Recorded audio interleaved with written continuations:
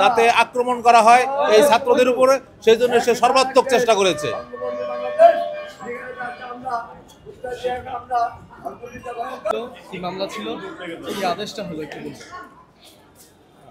ধামরাই থানার বিনা ভোটের সাবেক এমপি এম এ মালেককে আশুলিয়া থানায় দায়েরকৃত বৈষম্যবিরোধী ছাত্র আন্দোলনের রিয়াজুল হত্যা মামলায় আজকে গ্রেপ্তার দেখিয়ে 7 দিনের পুলিশ রিমান্ডের আবেদন করা হয়।